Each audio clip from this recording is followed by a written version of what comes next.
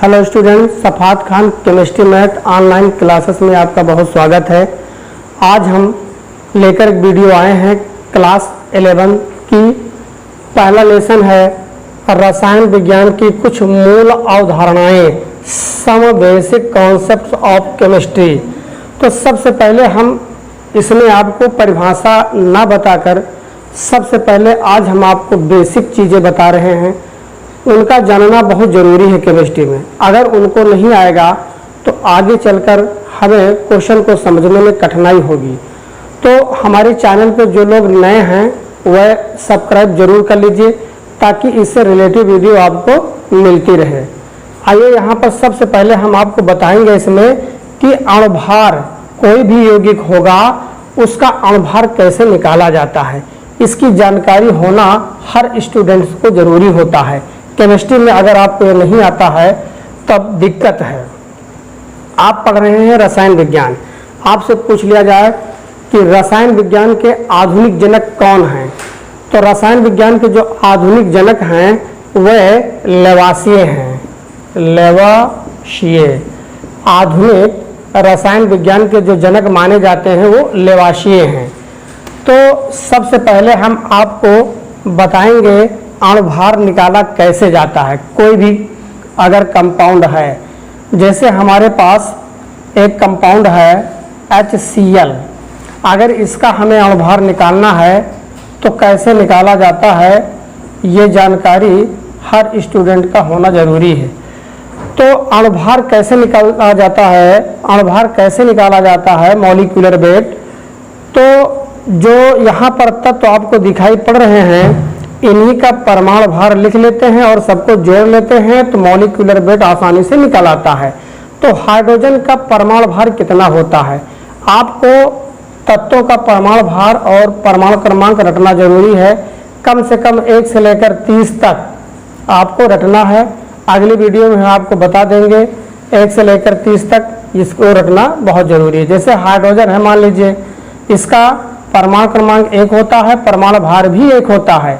जो नीचे वाली संख्या होती है उसको परमाणु क्रमांक कहते हैं, ऊपर वाली जो संख्या होती है उसको परमाणु भार कहा जाता है। इसी तरह जो क्लोरीन है इसका परमाणु क्रमांक 17 होता है और 35.5 इसका होता है परमाणु भार। तो अणुभार निकलता है तत्वों के परमाणु भार से। तो हाइड्रोजन का परमाणु भार 1 होता है, लिख लीजिए, धन लगा दो क्योंकि अगला तत्व का परमाणु भार हमें लिखना है। तो क्लोरीन का परमाणु भार कितना होता है भैया, 35.5। दोनों को जोड़ लेते हैं तो 36.5 ये आ गया हमारा अणु भार। तो कोई भी कंपाउंड होगा उसका अणु भार इसी तरह से निकाला जाता है। और देख लीजिए, एक और देख लीजिए कैसे निकाला जाएगा। जैसे मान लीजिए H2SO4 है, इसका हमें निकालना है अणु भार। तो जब इसका हम अणु भार निकालते हैं तो सभी का परमाणु भार लिख लीजिए, जोड़ लीजिए। हाइड्रोजन का भी हमने बताया 1 होता है, नीचे 2 है तो 2 से गुणा कर लीजिए। फिर आगे धन लगाना है सल्फर का। सल्फर ये है, परमाणु भार 32 होता है, परमाणु क्रमांक 16 होता है तो 32 लिख लीजिए, आगे धन लगाओ। ऑक्सीजन कहीं पर दिखाई पड़े इसका होता है 8 परमाणु क्रमांक, परमाणु भार 16 होता है तो यहाँ पर 16 लिख लीजिए, नीचे 4 है भैया, 4 से कर दीजिए गुणा और इसी को हम जोड़ लेते हैं तो हमारा निकल आता है अणु भार। तो ये सबको आना जरूरी है। केमिस्ट्री में छोटी छोटी बातें हैं, अगर आपको नहीं आएगा तो आगे दिक्कत होगा। 2 एकम 2 और इसी तरह 16 चौका 64 होता है, सबको जोड़ लीजिए भैया। 4 2 6 और 2 हो गया 8 और 6 3 9। इस तरह ये सल्फ्यूरिक अम्ल का अणुभार आ गया 98। तो इसी तरह कोई भी कंपाउंड होगा उसका हम मॉलिक्यूलर वेट बहुत ही आसानी से ज्ञात कर सकते हैं। अब आइए, ये हो चुका है, अब आपको हम बताएंगे तुल्यांकी भार। तो तुल्यांकी भार इक्विवेलेंट जो वेट होता है, इक्विवेलेंट वेट जो होता है वो अम्ल का तुल्यांकी भार होता है, क्षार का तुल्यांकी भार होता है, लवण का तुल्यांकी भार होता है। कक्षा 10 में आपने पढ़ा है भैया अम्ल क्या है। अम्ल वह पदार्थ होते हैं जो जलीय विलयन में हाइड्रोजन आयन देते हैं। क्षार क्या है, क्षार वह पदार्थ होते हैं जो जलीय विलयन में हाइड्रोक्सिल आयन देते हैं। तो यहाँ पर किसी भी, सबसे पहले हम अम्ल का तुल्यांकी भार निकाल कर आपको बताते हैं। जैसे किसी अम्ल का आपको निकालना है तुल्यांकी भार, इक्विवेलेंट किसी भी अम्ल का अगर आपको तुल्यांकी भार निकालना है तो इसका फार्मूला होता है अम्ल का तुल्यांकी भार। अम्ल का तुल्यांकी भार बराबर जो अम्ल दिया होगा अम्ल का अणुभार लिख देंगे, सूत्र है, और नीचे है हाइड्रोजन आयनों की संख्या लिखा जाएगा। तो किसी भी अम्ल का तुल्यांकी भार इस फार्मूले से हम ज्ञात कर सकते हैं। तो अम्ल की पहचान क्या है? अम्ल वह पदार्थ होते हैं जो जलीय विलयन में हाइड्रोजन आयन देते हैं, तो वह अम्ल होते हैं। जैसे HCl क्या है? अम्ल है। क्यों है? क्योंकि अगर इसको हम जल में घोलेंगे तो इसमें से H+ बाहर हो गया, इसके ऊपर 1+ तो इसके ऊपर 1- होना चाहिए, आवेश बराबर होने चाहिए। इधर देखिए कोई आवेश नहीं है, इधर भी कोई आवेश नहीं है, यहाँ पर +1 है, आगे -1 है, कट गया 0 आया, उधर भी आवेश नहीं, इधर भी आवेश नहीं, तो ये अम्ल है। इसी तरह H2SO4 भी अम्ल है, इसी तरह H3PO3 ये सभी अम्ल कहलाते हैं। तो किसी एक अम्ल का एग्जाम्पल लेकर हम आपको इक्विवेलेंट वेट निकाल कर बता दे रहे हैं। मान लीजिए हमारे पास है एक एग्जाम्पल है सल्फ्यूरिक अम्ल H2SO4, ये तेजाब का भी यही सूत्र होता है। इसका हमें निकालना है तुल्यांकी भार। तो ये अम्ल का तुल्यांकी भार निकालना है, तो अभी फार्मूला ऊपर लिखा है। अम्ल माने क्या हो गया?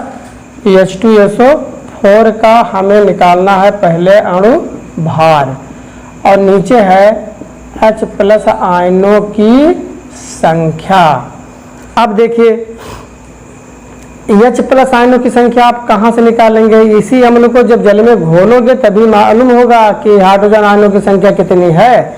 हाई स्कूल में आपने पढ़ा है अम्ल क्षार लवण में, इसको क्या करिए जल में घोल दीजिए। जल है कहाँ? जल का सूत्र तो H2O होता है, लेकिन जल कहीं दिखाई नहीं पड़ा। ये जो निशान देख रहे हैं यही जल का है, ठंडा गरम, चाहे जल गरम हो या ठंडा हो, इससे मतलब नहीं है। इसको जल में घोलो, और जैसे जल में घोलते हैं तो हाइड्रोजन आयन अलग हो जाता है। SO4 के ऊपर हमेशा 2- होता है।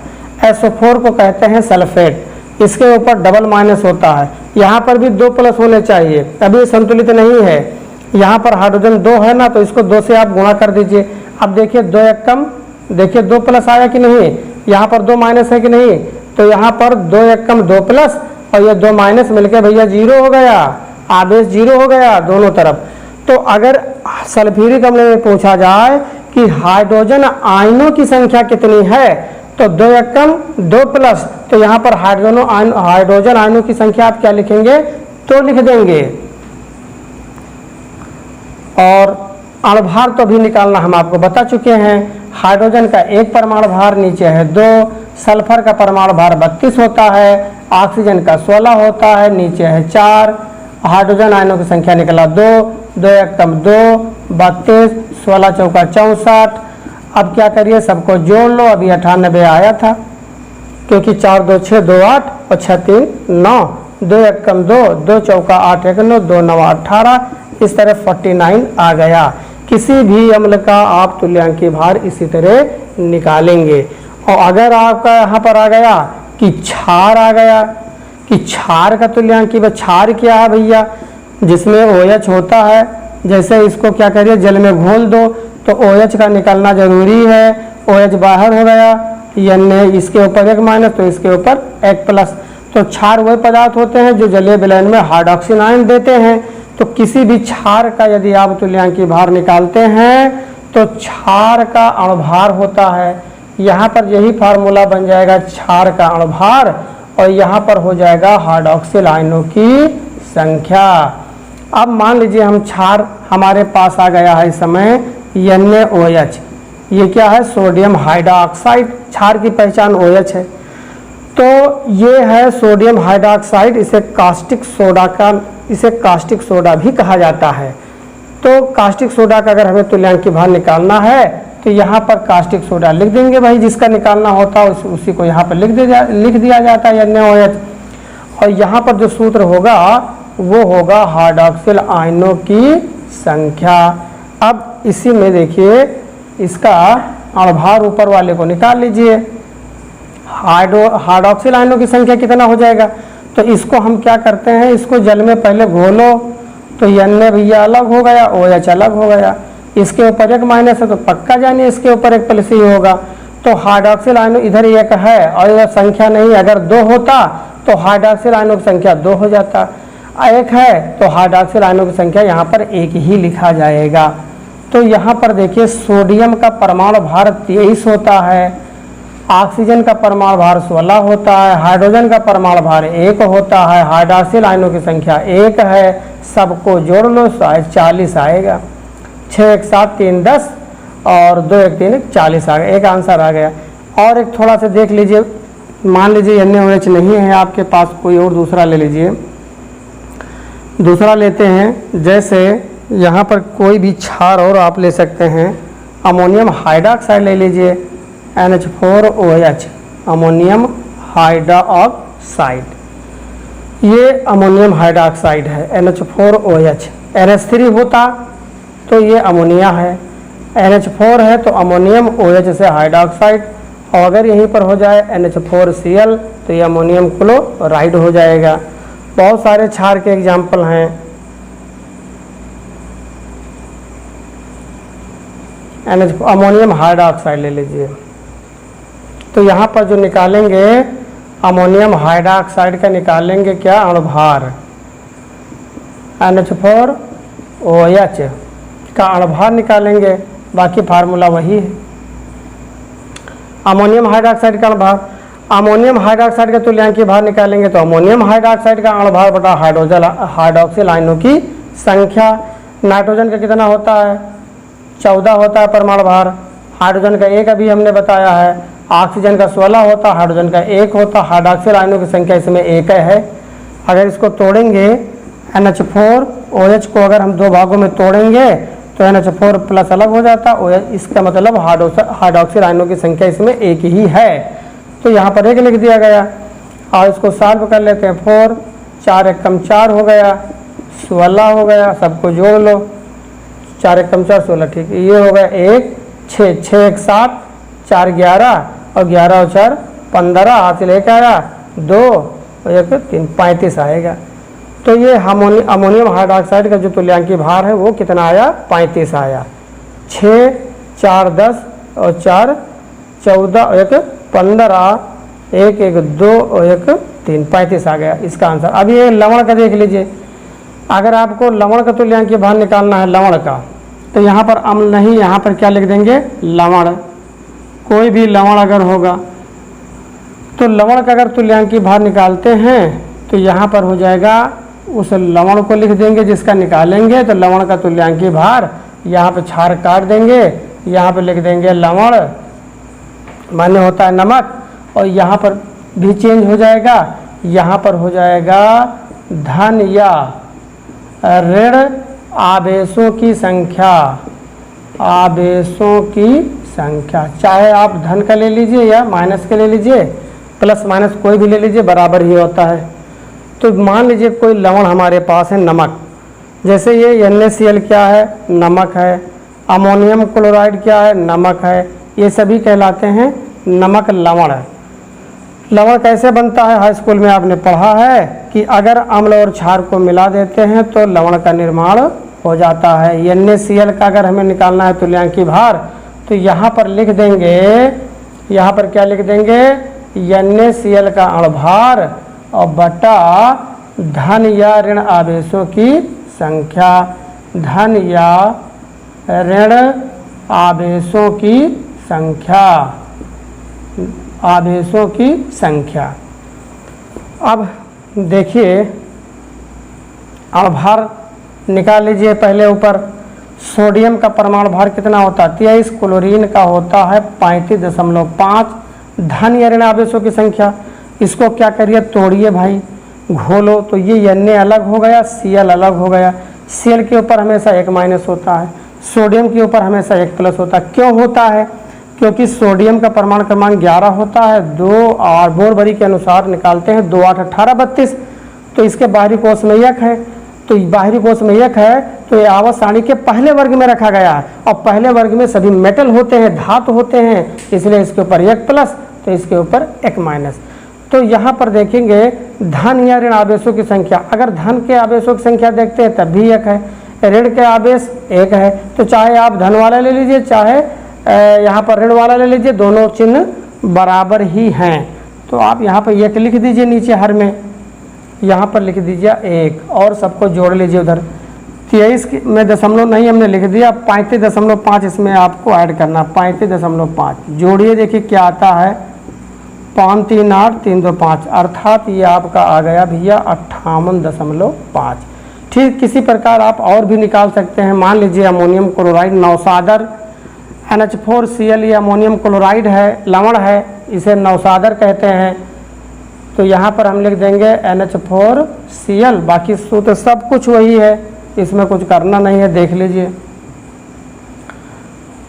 कुछ करना नहीं है, बस लिखते जाइए। नाइट्रोजन का परमाणु भार 14 होता है, हाइड्रोजन का 1 होता है, और उसके बाद क्लोरीन का होता है 35.5। धन या ऋण आवेशों की संख्या 1 ही आएगा। क्यों आएगा, तोड़ कर देख लो, तोड़ो, NH4 plus Cl minus, Cl के ऊपर 1 माइनस, तो इसके ऊपर 1 प्लस, तो धन आवेशों की संख्या 1 है, ऋण आवेशों की संख्या भी 1 है, तो 1 लिख दो, कोई हर्जा नहीं है।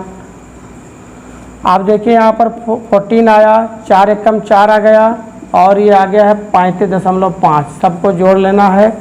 14 में दशमलव नहीं है, लगा सकते हैं, 4 इसमें जोड़ना है, फिर आपको जोड़ना है 35.5, सबको ऐड कर लो, यहाँ पर हो जाएगा 4 4 8 5 13, और 3 1 4, एक हासिल जोड़ दीजिए 5, 53.5 आएगा, 53.5।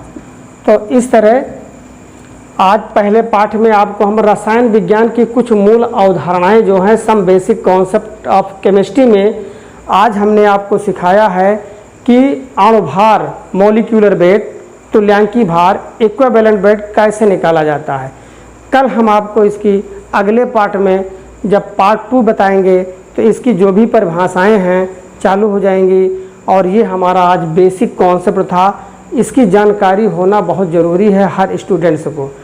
अब हमारे चैनल पे जो नए हैं वह सब लोग सब्सक्राइब कर लीजिए, ताकि आपको इससे रिलेटिव वीडियो लगातार मिलती रहे। धन्यवाद।